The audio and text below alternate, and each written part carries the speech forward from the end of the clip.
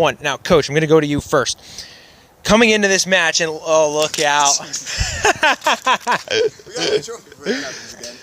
They didn't quite win a title yet, but in a semifinal, you know, it awards at least a shower.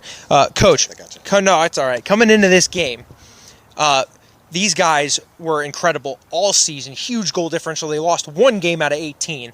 What was your plan of attack going in, and how did you execute it? Yeah, so tactically, I'm proud of the job we did, but first and foremost, just want to say if there's a better advertisement for quality in the Delaware River Conference between two teams, I don't know what it is. Alloy are superb. They have quality in every area of the pitch. So our tactical plan was to try to play the counterattack, because we saw when they did press, they're vicious. You saw it against Heritage in that regular season game they had at the tail end.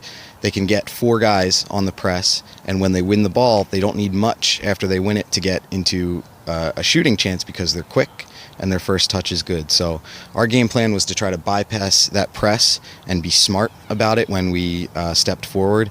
And I'll pat us on the back and say, I think we set the right targets. Pat these guys on the back and say they knocked them down perfectly. And Kieran, I'm going to go to you. So coming into this match, Alloy's averaging 4 goals a game or higher. All right. Right.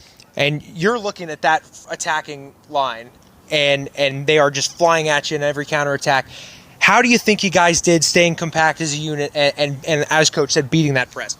I feel like we did a great job for the most part. A little shakes here and there in the first half, but second half definitely settled down. It was more communication and talking about it at halftime and before the game, what tactics we want to do and where we want to be positionally on the field. So I feel like we did a great job with it, especially more in the second half. Well, and I want to talk to you about that second half, because in the first, you had a great entire 90 minutes, but particularly that second half, it looked like they were picking on you a little bit. They were coming down your side of the field over and over and over and over again, right. And it was just tackle after tackle after tackle, clearance after clearance.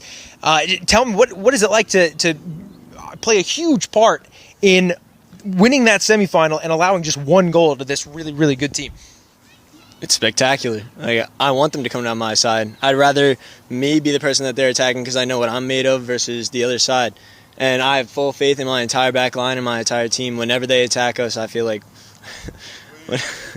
whenever they attack us, I feel like we're going to win the ball, get it down the field, and not let them score. So I feel like we did a great job of that, and yeah, that's it.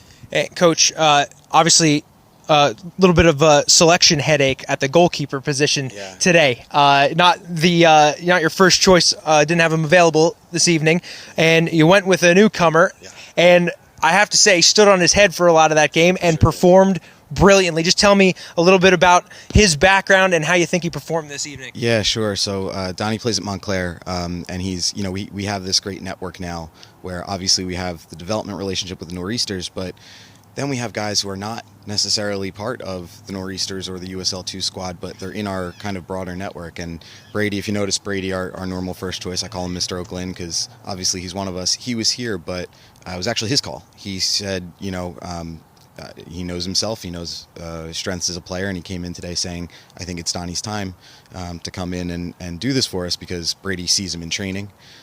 So we knew it was right, and we had Brady on the bench with us acting as kind of goalkeeper coach, and Donnie did the rest, man. It was phenomenal. It was great attitude, really positive person. So first appearance with us, but I'm sure not his last. All right, and just final question for you.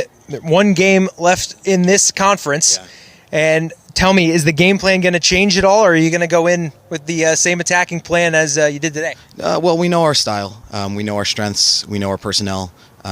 We know when we have guys like, Andrew Kitch, this is his second season with us.